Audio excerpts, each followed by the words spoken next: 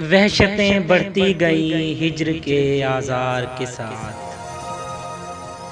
अब तो हम बात भी करते नहीं गमख्वार के साथ।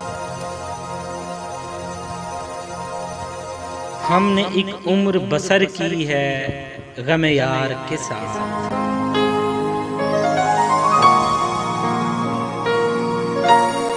मीर 2 दिन न जिए हिज्र के आज़ार के साथ।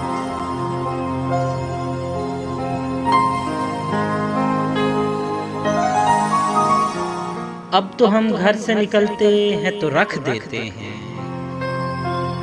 ताक पर इज्जते सादात भी दस्तार के साथ।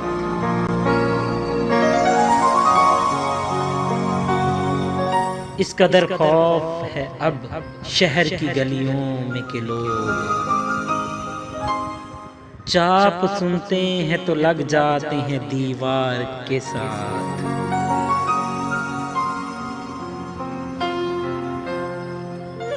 जो शर्फ हमको मिला कूचाए जाना से फराज। जो शर्फ हमको मिला कूचाए जाना से फराज। सूए मक्तल भी गए हैं इसी पिंदार के साथ। सूए मक्तल भी गए हैं इसी पिंदार के साथ।